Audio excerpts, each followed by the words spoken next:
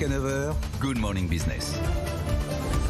7h43 sur BFM Business, sur RMC Découverte. On va décrypter ensemble les résultats du Crédit Mutuel Arkea avec Julien Carmona. Bonjour, président du Crédit Mutuel Arkea, ça tombe bien. On va décortiquer ces résultats qui sont bons. Bénéfice net atteint 551 millions d'euros en 2022. Deuxième meilleure performance historique. Vous n'avez jamais autant prêté. Bonjour. En effet, pour ce qui est de l'activité commerciale et notamment des crédits, 2022 est une année record. On a réalisé 20 milliards d'euros de production de crédit sur l'ensemble du groupe. Nos encours dépassent les 80 milliards. Et si on regarde dans la durée, on est la banque française dont la croissance est la plus forte. Sur les crédits, les fonds propres, le résultat, l'activité. Sur les crédits, une croissance annuelle moyenne de 10%.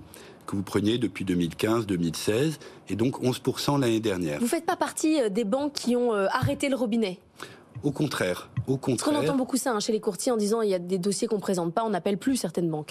Vous savez que 2022, donc à la fois l'inflation, et donc en réaction à l'inflation, le début d'un cycle de hausse des taux d'intérêt à l'initiative de la Banque Centrale Européenne. En 6 mois, plus 3 points de hausse des taux, c'est du jamais vu. Le niveau des taux, il reste acceptable d'un point de vue historique, mais la brutalité de la hausse, on n'a jamais vu ça. Et dans le système où on est, qui est un bon système protecteur de l'emprunteur, on ne peut pas répercuter cette hausse dans l'immédiat. Mais le taux d'usure, maintenant, il est révisé tous les mois. Ça, oui, c'est une bonne nouvelle pour vous. Oui, ça va petit à petit, effectivement, progresser. Mais au-delà de ça, en fait, si on est dans une logique purement financière, ce que sont d'autres banques, notamment des établissements cotés, ça n'est pas une bonne affaire, ou ça n'était pas une bonne affaire l'an dernier de prêter, avec un coût de la ressource qui a été augmenté, justement, par la hausse des taux d'intérêt, et les taux de crédit immobilier qui ont peu augmenté. Dans notre cas, parce que banque territoriale, banque mutualiste, nous avons décidé non pas de fermer le robinet, bien au contraire, d'accroître nos crédits. Logique financière, c'est négatif à très court terme, c'est bon à long terme, et dans une logique extra-financière, qui est maintenant la nôtre, je dirais sur un pied d'égalité, on est dans l'accompagnement de nos clients, dans l'accompagnement de leurs projets, et on trouve que c'est très positif. On est très content et fiers de l'avoir fait. Là, on parle des prêts, mais vous dites on n'a jamais autant prêté, mais nous n'avons jamais autant recruté, nous n'avons jamais autant investi, pour parler de l'an dernier. C'est vrai, donc ça c'est notre singularité. Et l'an dernier, et depuis fort longtemps. Donc, Crédit Mutuel Arkea, nous sommes une banque de taille intermédiaire. On n'est pas un géant, on n'est pas un tout petit, on compte un peu plus de 11 000 salariés, contre un peu plus de 9 000 il y a quelques années. Donc nous avons accru nos effectifs de 16% en 6 ans. Chaque année, nous recrutons, mais nous sommes en création nette d'emplois. Et effectivement, en 2022, 1300 recrutements en CDI, en contrat à durée indéterminée, c'est notre record. Et donc, au rebours, je dirais à l'inverse de l'ensemble du secteur bancaire français qui détruit des emplois, chaque année, c'est dit, c'est reconnu, nous en créons, c'est notre fierté, et je dirais même c'est notre modèle. Et plus que ça, on crée des emplois dans nos régions. Nous avons nos centres de décision en région, notre siège à Brest, des sièges également importants à Bordeaux, à Rennes, et donc nos emplois se créent en Bretagne, en Nouvelle-Aquitaine et dans d'autres métropoles et villes moyennes. Je vous entends critiquer les autres banques. Je critique pas du tout. Ils ont leur modèle. Non mais vous parlez de logique extra-financière. Vous êtes toujours une banque quand même. Vous vous intéressez toujours aux risques. Bien sûr que oui. Et d'ailleurs sur les risques, on a le niveau de risque le plus faible. Quand je parle de croissance, je parle de croissance saine, de croissance rentable, mais c'est quand même une logique, je dirais, de développement non seulement de notre activité, non seulement de nos résultats, mais de développement de nos territoires et de toutes nos parties prenantes. C'est ça qu'on a voulu dire avec ce passage au statut de société à mission. C'était l'année dernière, c'est en ça mai, exactement, en mai 2022, où, je dirais au fond, si vous me permettez d'en parler, depuis longtemps, en tant que banque coopérative et mutualiste, la finalité n'a jamais été uniquement le profit, le résultat pour le résultat. Vous savez qu'une banque mutualiste, de toute façon, elle n'a pas d'actionnaires, elle ne paye pas de dividendes, elle a des sociétaires, nos clients, et donc le principe du résultat, c'est d'être mis en réserve et réinvesti chaque année dans le développement de l'activité. Donc ça déjà, c'est une grosse différence. Et je ne critique pas les banques cotées. Il faut de tout dans un écosystème, et on a un écosystème riche. Au-delà, la finalité, elle est autre. C'est le développement des territoires, leur développement économique, social, humain, maintenant environnemental. Et c'est ça qu'on a voulu affirmer en devenant une société à mission. Quelle est la performance d'une entreprise? Comment on la mesure?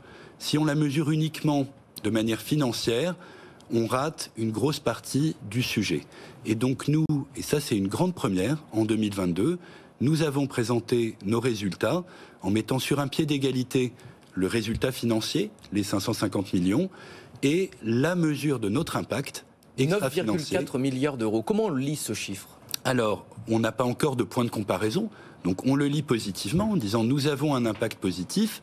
Les externalités, pardon pour le mot technique, mais les externalités positives générées par notre activité pour nos parties prenantes se montent à 9,4 milliards d'euros.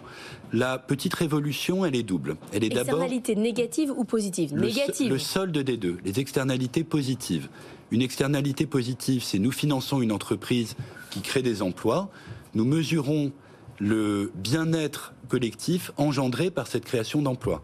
On finance un hôpital, on va mesurer le gain de qualité de vie en bonne santé pour les patients. Donc ça, c'est tout ce qui est positif, qui est du point de vue socio-économique. Et c'est 9 milliards, c'est négatif. C'est positif. Ah, c'est positif. C'est positif. Ah oui, Dieu merci. Non, ouais. mais ça, vous pourriez être en progrès. Enfin, je veux dire, nous avons l'ambition d'être en progrès. Et en fait, ces 9 milliards, c'est le solde de 10 milliards de valeur sociale et économique qui est positif, qu'on mesure en euros, et d'un impact environnemental qui est aujourd'hui négatif, à hauteur d'1 milliard d'euros. Qu'est-ce que ça veut dire? Ça veut dire que les entreprises que nous finançons émettent, comme nous tous, du gaz à effet de serre, font des rejets dans l'eau, dans les milieux naturels. Et donc, je dirais, on a une preuve de sincérité et de transparence à dire c'est vrai, dans le système productif tel qu'il est aujourd'hui, tout ça a un impact négatif sur l'environnement. Ça crée des dommages.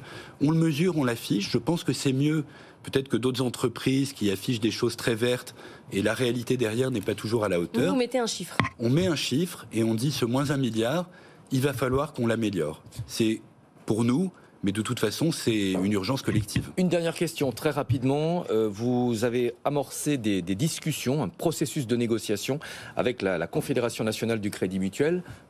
C'est un secret pour personne, vous êtes en froid depuis plus d'une dizaine d'années. On en est où de ces discussions aujourd'hui ? Alors très rapidement, ce qui est fondamental pour nous, pour le Crédit Mutuel Arkea, et puis ses fédérations, Crédit Mutuel de Bretagne, Crédit Mutuel du Sud-Ouest, c'est l'autonomie. C'est de pouvoir déterminer librement notre stratégie, là où nous sommes, dans nos régions, en Bretagne, en Nouvelle-Aquitaine, et d'avoir vraiment cette autonomie stratégique. C'est-à-dire que vous êtes d'accord pour la réconciliation à condition de conserver votre autonomie? C'est ça qui est fondamental, de la conserver et de la garantir. Nous sommes entrés en négociation début janvier, on a fait un communiqué là-dessus. C'est déjà une vraie victoire, un communiqué commun et une entrée en négociation avec un cadre de discussion accepté. Ça a démarré. On donnera des informations quand ça aura débouché. Être d'accord pour discuter, c'est déjà pas mal. Merci beaucoup, Julien Carmona, d'avoir été avec nous, président du Crédit Mutuel Arkea. C'est l'heure de l'édito. Merci à vous deux.